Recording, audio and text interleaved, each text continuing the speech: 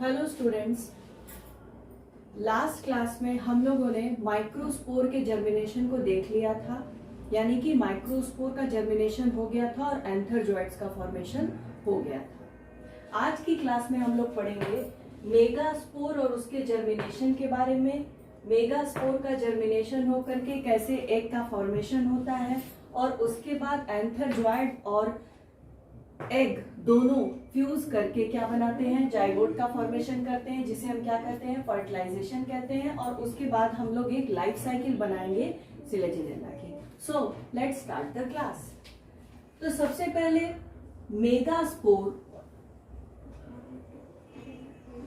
Megaspore is formed on megasporangium. और आपको पता है कि 4 मेगास्पोर बनते हैं।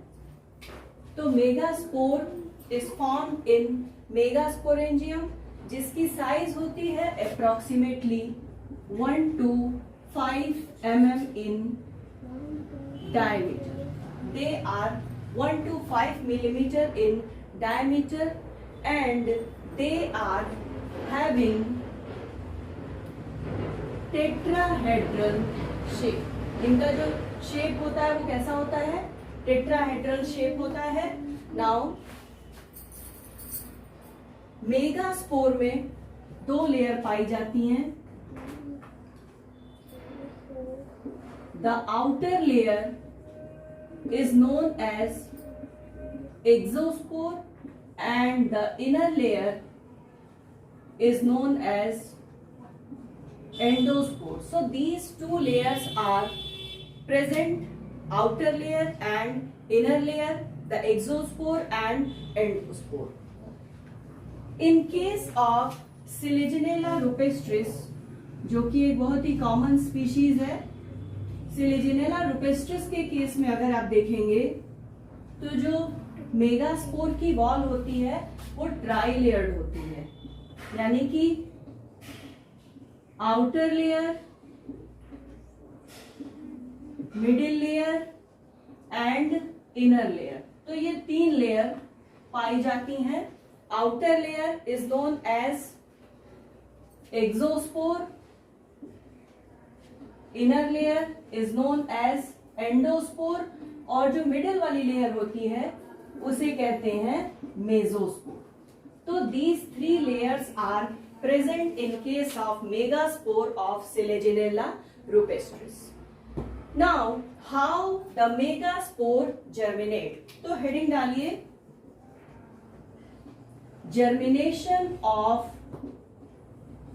मेगास्पोर। तो मेगास्पोर का जब जर्मिनेशन होगा तो बनेगा फीमेल गैमेटोफाइट। माइक्रोस्पोर का जर्मिनेशन हुआ था तो मेल गैमेटोफाइट बना था। यहां पर मेगास्पोर का जर्मिनेशन होगा तो क्या बनेगा, फीमेल गैमेटोफाइट बनेगा।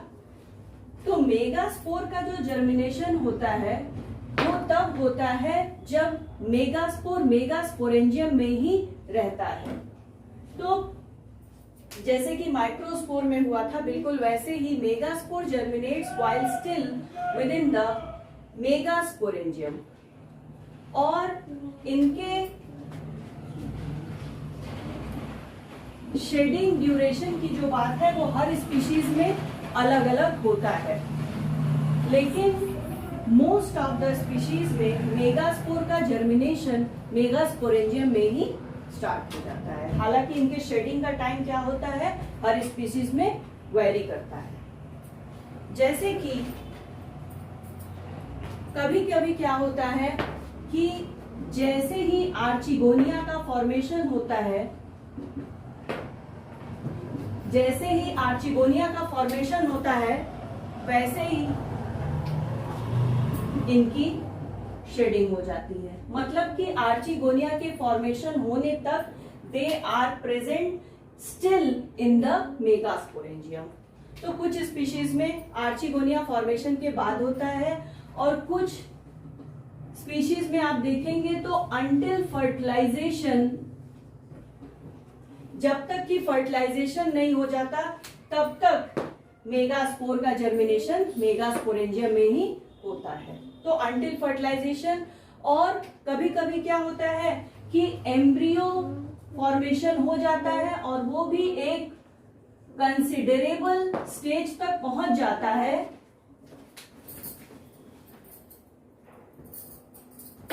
कंसिडरेबल स्टेज तक पहुंच जाता है, तब तक मेगास्पोर कहां पर रहता है? मेगास्पोरेंजियम में होता है। तो चलिए अब देखते हैं कि मेगास्पोर में क्या क्या डिवीजन होते हैं, कौन कौन से इवेंट होते हैं।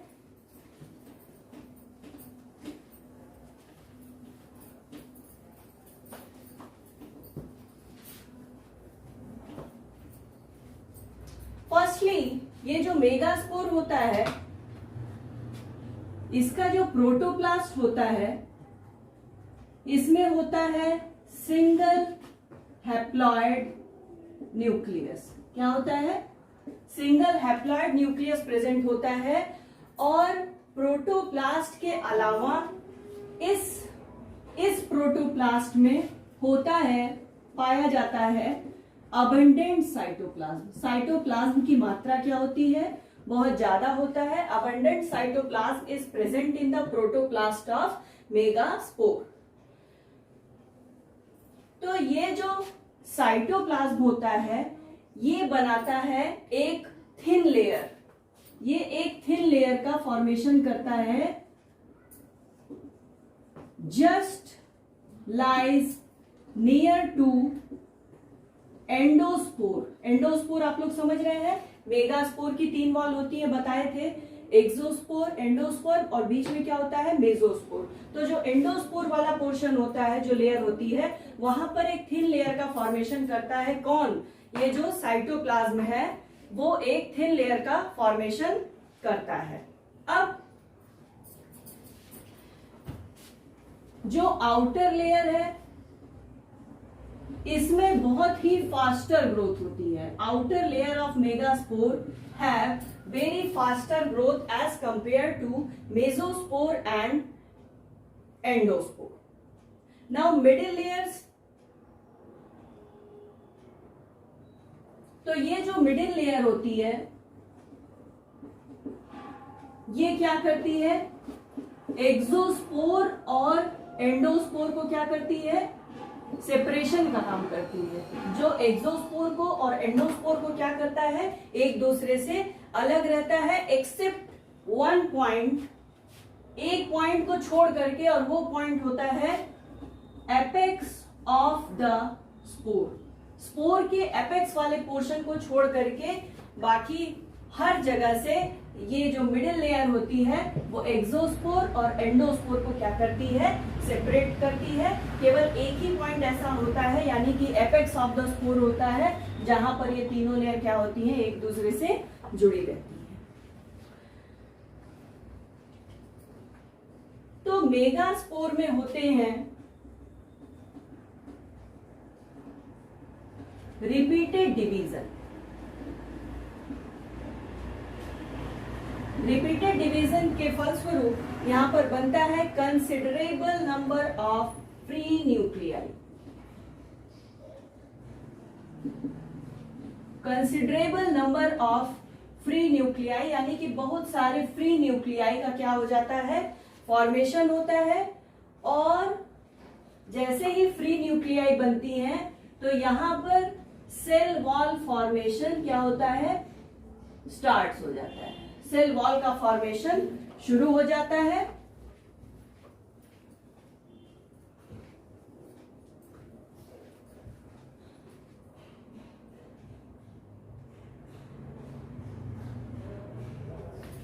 After the formation of cell wall,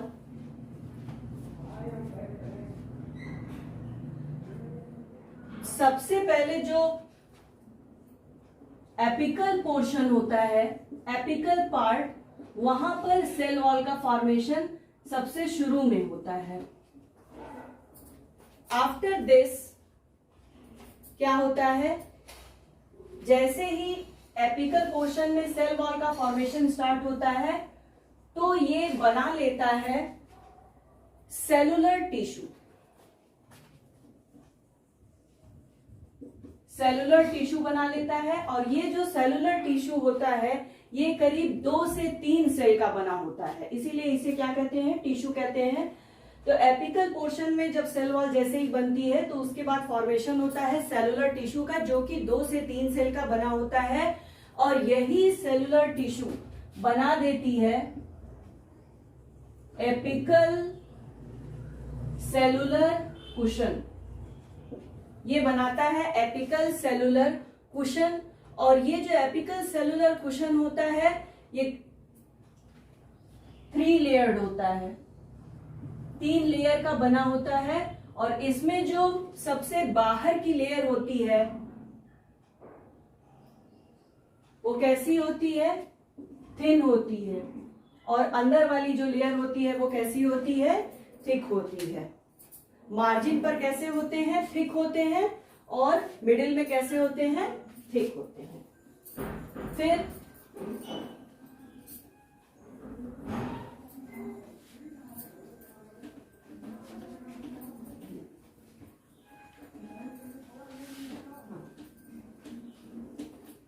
तो एपिकल सेलुलर कुशन, ये जो एपिकल सेलुलर कुशन है ये फाइनली बनाता है आर्चिगोनियल इनिशियल। तो आर्चिगोनियल इनिशियल का फॉर्मेशन हो गया, और ये जो आर्चिगोनियल इनिशियल होता है ये मेगास्पोर के शेडिंग से पहले ही बन जाता है। Archegonial initial is formed before megaspore shed. Megaspore की शेडिंग से पहले ही क्या बन जाता है, आर्चिगोनियल इनिशियल बन जाता है। जैसे ही आर्चिगोनियल इनिशियल का फॉर्मेशन होता है वैसे ही स्पोर की जो वॉल होती है वो क्या कर जाती है, ब्रेक कर जाती है। एंड आफ्टर द ब्रेकेज ये जो आर्चिगोनियल इनिशियल है ये क्या करता है, उभर जाता है, बाहर आ जाता है। तो आर्चिगोनियल इनिशियल क्या करता है, प्रोट्रूड्स। प्रोट्रूड्स मतलब होता है उभार। नाउ यहां पर राइजॉइड्स का भी फॉर्मेशन हो जाता है। राइजॉइड्स क्या करते हैं, for the absorption of minerals and water. Minerals and water के एब्जॉर्प्शन के लिए यहां पर राइजॉइड्स का फॉर्मेशन हो जाता है। अब ये जो आर्चिगोनियल इनिशियल है इसमें होता है पेरिक्लाइनल डिवीजन। यहां पर होता है periclinal division, and after the periclinal division it forms 2 types of cell. पहला है, बनाता है प्राइमरी कवर सेल, और दूसरी सेल जो फॉर्म होती है उसका नाम है अ सेंट्रल सेल। तो सेंट्रल सेल बन गई और प्राइमरी कवर सेल का फॉर्मेशन हो गया after the periclinal division in archegonial initial. अब प्राइमरी कवर सेल में 2 एंटीक्लाइनल डिवीजन होते हैं। यहां पर होंगे 2 एंटीक्लाइनल division, and after this division primary cover cell forms 4 neck initial। यहां पर बन जाएंगे 4 neck initials का फॉर्मेशन हो जाता है, and these 4 neck initials finally क्या बना देती हैं, अ शॉर्ट नेक। एक छोटी सी नेक का फॉर्मेशन हो जाता है, और ये करीब 2 सेल की बनी होती है, 2 सेल्स हाई होती है अप्रोक्सीमेटली, और सेंट्रल सेल है यहां पर, इसमें होता है periclinal division, and after this periclinal division central cell forms primary canal cell and primary ventral cell. तो यहां पर क्या बन गया,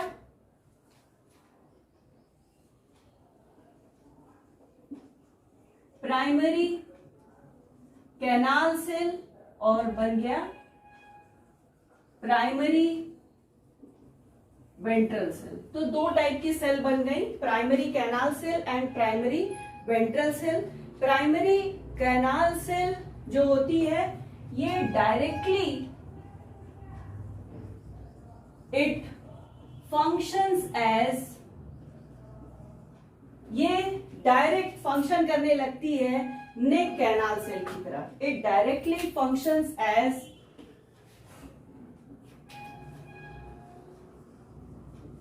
नेक कैनाल सेल। तो नेक कैनाल सेल का फॉर्मेशन हो गया प्राइमरी कैनाल सेल से, और प्राइमरी वेंट्रल कैनाल सेल बना लेगी दो टाइप की सेल। एक तो बनाएगी एग और दूसरा बनाएगी वेंट्रल कैनाल सेल। तो यहां पर फॉर्मेशन हो गया प्राइमरी कैनाल सेल से, जो कि जिसमें कोई डिवीजन नहीं हुआ। It directly acts as neck canal cell and primary ventral canal cell forms egg and ventral canal cell. Now we will see the structure of a mature archegonium.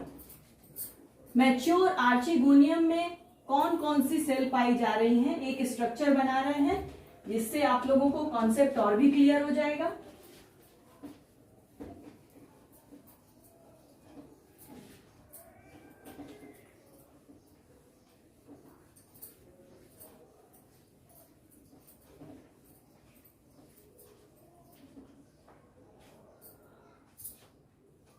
बहुत आसान सा डायग्राम है, हेडिंग डालिए mature archegonium. Mature archegonium में क्या क्या चीजें पाई जाती हैं, कुछ इस तरह का स्ट्रक्चर होता है। यहां पर एक छोटी सी सेल बनाएंगे हम लोग, जो कि क्या है, नेक कैनाल सेल है। उसके जस्ट नीचे देखिए ये क्या है, वेंट्रल कैनाल सेल, और ये देखिए एक राउंडेड सेल है जिसे हम क्या कहते हैं, एग सेल कहते हैं। अब यहां पर सबसे पहले ये क्या हो गया, ये नेक हो गया, नेक वाला रीजन हो गया, और इसके बाद हम सारी सेल्स यहां पर अरेंज कर देंगे।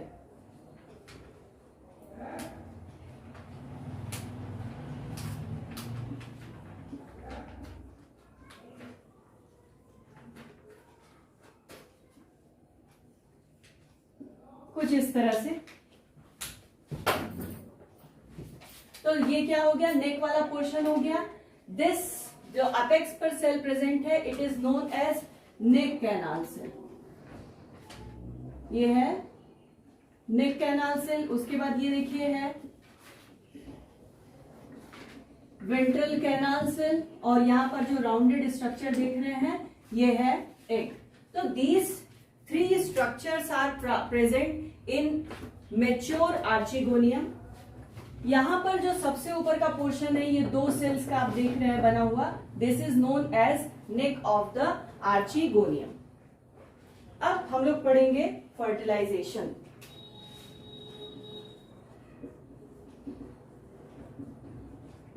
फर्टिलाइजेशन, फर्टिलाइजेशन में क्या होता है, मेल और फीमेल गैमेट का फ्यूजन होता है।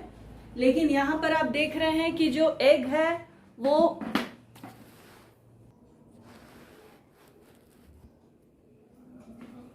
तो फर्टिलाइजेशन में मेल और फीमेल गैमेट का फ्यूजन होता है। यहां पर आप लोग देख रहे हैं कि एग सेल जो है वो नेक कैनाल सेल और वेंट्रल कैनाल सेल के बिल्कुल नीचे वाली पोर्शन पर पाई जा रही है। तो प्रायर टू फर्टिलाइजेशन, फर्टिलाइजेशन होने से जस्ट पहले क्या होता है कि neck canal cell and ventral canal cell, इनका हो जाता है डिसइंटीग्रेशन, या ये क्या हो जाती है, डिसऑर्गेनाइज हो जाती है, डिसऑर्गेनाइज हो जाती हैं। और जैसे ही इनका डिसऑर्गेनाइजेशन होता है तो ये क्या हो जाती हैं, डिसऑर्गेनाइज हो गई। ये क्या हो गया, इस तरह से यहां पर फ्री पैसेज मिल जाता है, free passage for the antherozoids to enter the archegonium. It provides free passage for anther-zoid to enter the archegonium.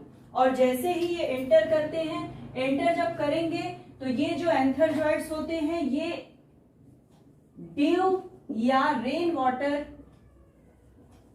के थिन फिल्म के अंदर रहते हैं और ये एंटर कर जाते हैं आर्चीगोनियम में, जहां पर एक पहले से प्रेजेंट होता है और एंथर-जोइड्स क्या करते हैं, एक से फ्यूज कर जाते हैं. Anther-joyed fuses with the egg, और जैसे ही एक से फ्यूज करते हैं तो ये बना लेते हैं क्या, ये बनाते हैं जाइगोट. तो इस तरह से जाइगोट का फॉर्मेशन हो जाता है. अब ये जो जाइगोट है ये क्या करेगा, इस जाइगोट में भी क्या होंगे, सेवरल डिविजन्स होंगे. एज ए रिजल्ट एम्ब्रियो का फॉर्मेशन हो जाएगा और यही एम्ब्रियो ही क्या है हमारा, स्पोरोफाइट. स्पोरोफाइट बन जाएगा. स्पोरोफाइट में फिर से क्या होंगे, स्ट्रोबिलस या कोन्स प्रेजेंट होंगे और उनमें मेल स्ट्रोबिलस, फीमेल स्ट्रोबिलस पाया जाएगा. मेल स्ट्रोबिलस से माइक्रोस्पोरेंजियम, फीमेल स्ट्रोबिलस में मेगास्पोरेंजियम रहेंगे. इनसे क्या बनेंगे रिस्पेक्टिवली, माइक्रोस्पोर्स का फॉर्मेशन होगा और मेगास्पोर का फॉर्मेशन होगा. तो चलिए अब हम लोग एक लाइफ साइकिल बनाते हैं जिसमें हम पूरे इस सिलिजिनेला के चैप्टर को क्या कर देंगे, समराइज कर देंगे.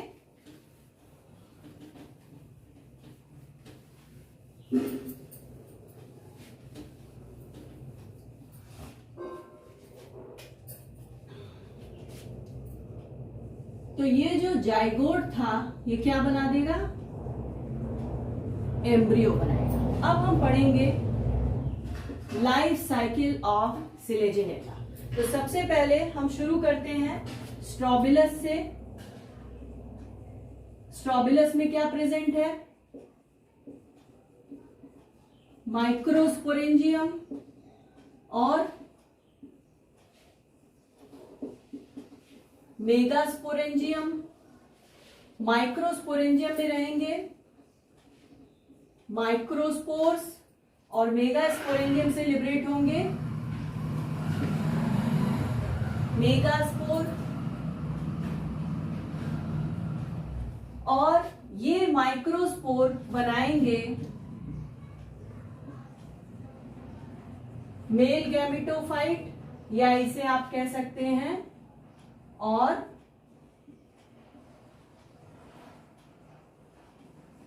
माइक्रोगैमेटोफाइट.